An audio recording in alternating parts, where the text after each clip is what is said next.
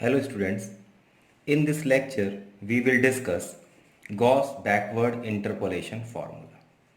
ठीक है, तो इस लेक्चर में हम डिस्कस करेंगे कि गॉस बैकवर्ड फार्मूला किस तरह से लिखते हैं, इसको किस तरह से हम याद कर सकते हैं, पी की वैल्यूज़ क्या होंगी जिसके लिए ये फार्मूला बेस्ट रिजल्ट देगा, और फिर एक क्वेश्चन करेंगे और देखेंगे कि इस फार्मूले को कैसे इम्प्लीमेंट करते हैं क्वेश्चन में. Okay, so first we write Gauss backward interpolation formula. Yx is equals to y naught plus p del y minus 1 plus p plus 1 upon 2 factorial del square y minus 1 plus p minus 1 p plus 1 upon 3 factorial del cube y minus 2 plus p minus 1 p plus 1 p plus 2 upon 4 factorial del to the power 4 y minus 2 and so on.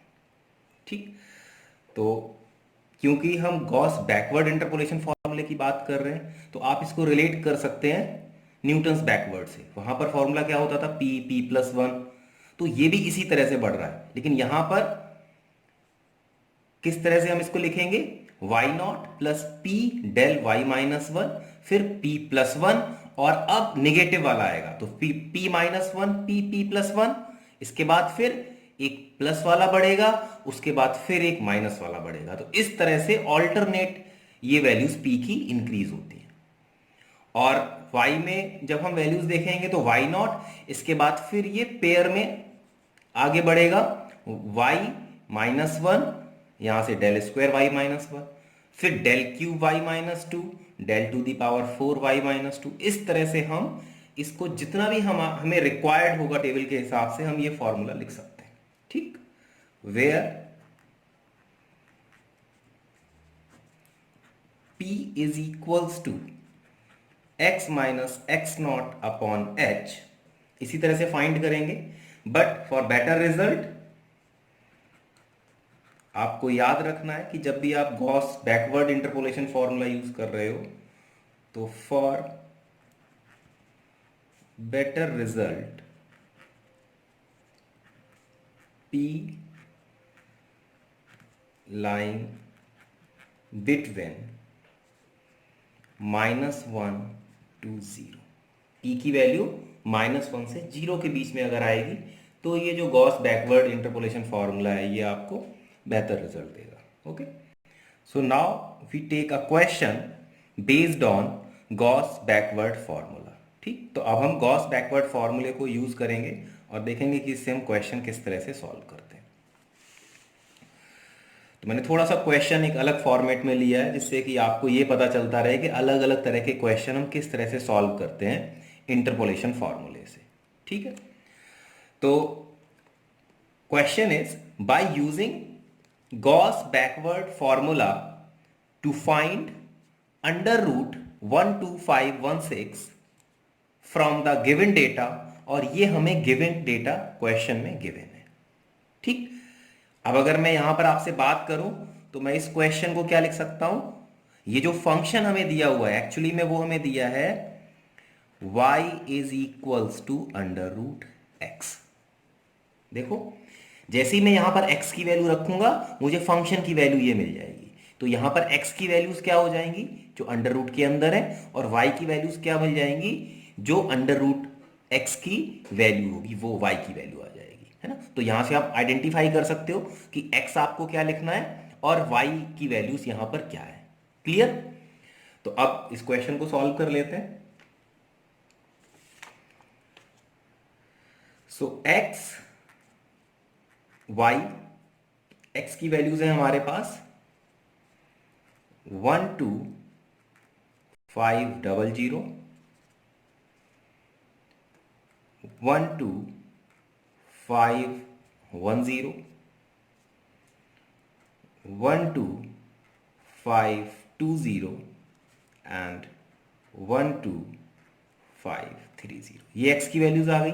इसके respect में y की values हमें given है 111.803, इसके बाद 111.848, third value is 111.892 and last value is 111.937। आप साथ ही साथ इस क्वेश्चन को सॉल्व भी कर सकते हो, जिससे कि आप आसानी से फिर आप इसको कर लोगे जब भी आपको जरूरत पड़ेगी इस तरह के क्वेश्चन को सॉल्व करने की, है ना। तो आप साथ साथ प्रैक्टिस करते रहोगे तो ज़्यादा बेहतर है, आपको ज़्यादा क्लियर समझ आएगा कि हम क्या कर रहे हैं।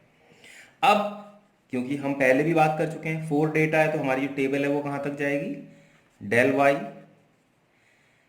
Del square Y and del cube Y तक। अब इन वैल्यूज को लिखना है तो सिंपल सबट्रैक्ट करना होगा, इस वैल्यू को इससे सबट्रैक्ट करना है, जिस तरह से हम डिफरेंस टेबल निकालते थे वही करना है।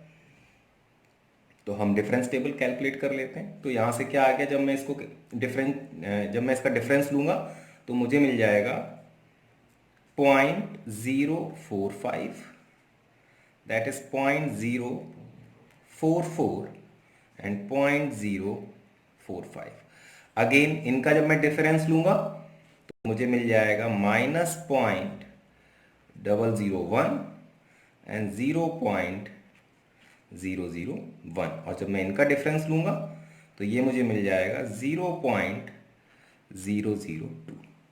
ठीक, अब हमने डिफरेंस टेबल बिल्कुल उसी तरह से कैलकुलेट कर ली जिस तरह से हम फॉरवर्ड और बैकवर्ड, तो हमने ये डिफरेंस टेबल क्रिएट कर ली, और बिल्कुल ये हमने डिफरेंस टेबल उसी तरह से क्रिएट किए जिस तरह से हम फॉरवर्ड या बैकवर्ड के लिए डिफरेंस टेबल बनाते थे। बट अब क्योंकि हम सेंट्रल डिफरेंस फॉर्मूला यूज कर रहे हैं तो यहां पर हमें एक बेस वैल्यू लेनी होगी और उसके रिस्पेक्ट में फिर हमें वैल्यूज लिखनी होगी जो हमारे फॉर्मूले में हमें यूज करनी है।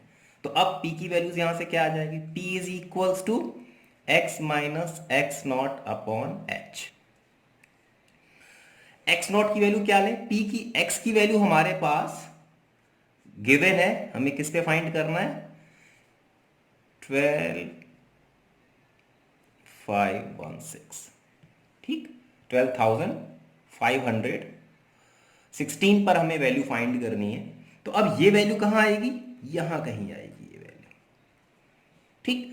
और अब अगर मुझे p की वैल्यू फाइंड करनी है और फॉर बेस्ट रिजल्ट ये क्या होना चाहिए, नेगेटिव होनी चाहिए, और दूसरा मैक्सिमम डेटा यूज होना चाहिए। तो अगर मैं यहां पर x की वैल्यू हमें फाइंड करनी है 12516 माइनस एक्स नॉट की वैल्यू क्या लें हम, एक्स नॉट की वैल्यू हम ये ले सकते हैं 0 -1 -2 एंड 1, क्योंकि जब मैं इनका डिफरेंस लूंगा 12520 अपॉन h की वैल्यू आप देख रहे हो 10 है, तो जब मैं इनका डिफरेंस लूंगा तो मुझे यहां से कितना मिल गया, माइनस का 4 अपॉन 10 एंड p की वैल्यू मेरे पास आ गई 0.4। और अगर मैं फॉरवर्ड यूज करता तो मैं फिर x नॉट की वैल्यू यहां से लेता। क्लियर, तो मेरे हिसाब से ये चीज क्लियर हो गई होगी आपको कि हम बैकवर्ड में किस तरह से वैल्यूज लेते हैं और फॉरवर्ड में हम किस तरह से वैल्यूज लेते हैं, ठीक। सो नाउ अब हमें वो वैल्यूज आइडेंटिफाई करनी है जो हमें इस फॉर्मूले में यूज करनी है। तो फॉर्मूले में हमें कौन कौन सी वैल्यू यूज करनी है, वाई नॉट की वैल्यू क्या होगी, यहां होगी, क्योंकि ये क्या हो गया y -2 y -1 वाई नॉट। इसके बाद अब हमने जिगजैग लाइन ड्रॉ की थी, तो फॉरवर्ड में क्या करते थे, इस तरह की लाइन हम ड्रॉ करते थे, और बैकवर्ड में हम इस तरह की लाइन ड्रॉ करते थे। तो क्योंकि हम ये बैकवर्ड इंटरपोलेशन यूज कर रहे हैं, गॉस बैकवर्ड इंटरपोलेशन यूज कर रहे हैं, तो हमें क्या करना पड़ेगा, नेक्स्ट वैल्यू ये आएगी, इसके बाद फिर जिगजैग लाइन बना देंगे वहीं से। तो ये इस तरह की वैल्यूज यूज करता है। अब आप चेक कर सकते हो, देखो ये वैल्यूज क्या आएगी, y डेल y -1, देखो डेल y -2 डेल y -1, ये del square y minus one use करेगा तो del square y minus two, del square y minus one, और ये del cube y minus two first value है। तो इस तरह से हमने ये वैल्यूज आइडेंटिफाई कर ली। ठीक है, तो फॉरवर्ड में इस तरह से जिगजैग लाइन ड्रॉ करते थे और बैकवर्ड में इस तरह से जिगजैग लाइन ड्रॉ करते हैं। तो इस तरह से आप आसानी से ये वैल्यू आइडेंटिफाई कर सकते हो अगर आपने बेस वैल्यू जो जीरो वैल्यू जो एक्स नॉट हमें फाइंड करना था वो हमने यहां से फाइंड कर लिया। ठीक है, तो हमने पी की वैल्यू फाइंड कर ली जो कि नेगेटिव थी, गॉस बैकवर्ड इंटरपोलेशन के लिए नेगेटिव आनी भी चाहिए थी, और हमने साथ ही साथ ये वैल्यूज फाइंड कर ली जो हमें यूज करनी थी। ये वैल्यू है आपकी वाई नॉट, ये वैल्यू है डेल वाई माइनस वन, ये वैल्यू है del square y minus one, और ये वैल्यू है del cube y minus two. अब इन वैल्यूज को हम फॉर्मूले में यूज करेंगे, कैलकुलेट करेंगे, और आपका रिक्वायर्ड आंसर जो भी आपको चाहिए वो आपको मिल जाएगा। So now by Gauss backward formula, मैं पहले भी क्वेश्चंस में आपको बोल चुका हूं कि आपको स्टेप बाय स्टेप इस तरह के क्वेश्चंस को सॉल्व करना है न्यूमेरिकल मेथड में। आप जितना steps bye step question solve करोगे उतना ही आपके लिए ये बेनिफिशियल रहेगा समझने के पॉइंट ऑफ व्यू से भी। And so now by Gauss backward formula, है ना, तो अब हम स्टेप बाय स्टेप क्वेश्चन को सॉल्व करेंगे। और मैं पहले भी आप लोगों से डिस्कस कर चुका हूं कि न्यूमेरिकल मेथड के क्वेश्चन आप जितना स्टेप बाय स्टेप आप प्रॉपरली सॉल्व करोगे एग्जाम के पॉइंट ऑफ व्यू से उतने ही बेहतर आपको मार्क्स मिलेंगे।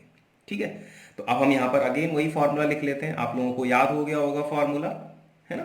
तो फॉर्मूला क्या था हमारा, वाई नॉट प्लस, क्योंकि बैकवर्ड है तो प्लस पहले आएगा, तो वाई नॉट प्लस यहां क्या आ जाएगा p del y minus one, फिर प्लस पी। अब यहां बैकवर्ड है तो प्लस से स्टार्ट होता और फॉरवर्ड होता तो माइनस से स्टार्ट होता।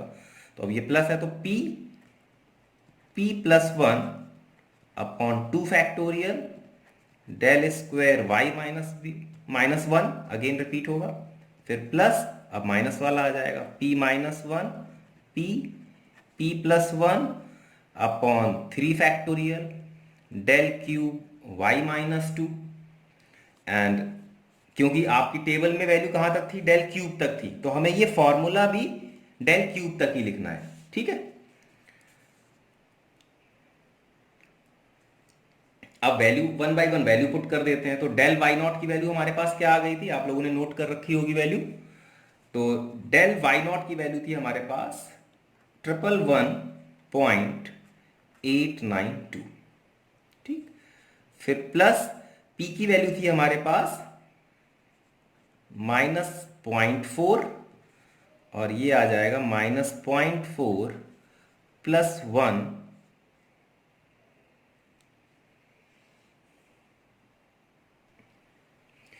पी की वैल्यू रख देंगे। पी की वैल्यू कितनी थी हमारे पास, -0.4, तो ये आ जाएगी पी की वैल्यू -0.4। और डेल वाई माइनस की वैल्यू कितनी थी, आप लोग अपने टेबल में देख सकते हैं। डेल वाई माइनस वन की वैल्यू थी 0.044। ठीक, तो वैल्यू पुट कर देंगे 0.044। नाउ प्लस, फिर पी की वैल्यू रख देंगे -0.4 plus one upon two factorial is 2, और del square y minus one की वैल्यू कितनी थी, यस 0.001। इसके बाद -0.4 पी की वैल्यू रख दी, फिर p माइनस वन आ जाएगा, माइनस का 0.4 माइनस वन और माइनस का 0.4 plus one upon three factorial is 6, और del cube y minus one की वैल्यू कितनी थी 0.002। अब हमें इसको कैलकुलेट करना है ना। तो मैंने आपको पहले भी डिस्कस कर चुका हूं कि अब हमें एक एक फैक्टर को सॉल्व करना है, उसके बाद फिर हमें पूरा क्वेश्चन सॉल्व करना है ना। तो इस तरह से ही हम सॉल्व कर लेंगे। तो यहां से कितना आ गया 111.892। जब हम इसको सॉल्व करेंगे तो ये आ जाएगा माइनस का 0.0176। इसको जब सॉल्व करेंगे तो ये माइनस की वैल्यू आएगी, यहाँ प्लस की आ जाएगी, तो प्लस माइनस माइनस हो जाएगा, माइनस का 0.00012। और जब हम लास्ट वाली वैल्यू सॉल्व करेंगे तो ये वाली आ जाएगी प्लस 0.000112, है ना। फैक्टर वाइज सॉल्व करने में फायदा क्या है कि अगर कहीं पर भी गलती होगी तो आप उसे रीचेक कर सकते हो, ठीक। अब फाइनली जब हम इसको सॉल्व करेंगे तो ये वैल्यू आ जाएगी 111.874 and this is the value of under root, किस पर वैल्यू फाइंड करनी थी, 12516, 12516 and that is your required answer, है ना। तो इस तरह से हम गॉस बैकवर्ड फॉर्मूला यूज करते हैं। Okay, so thank you.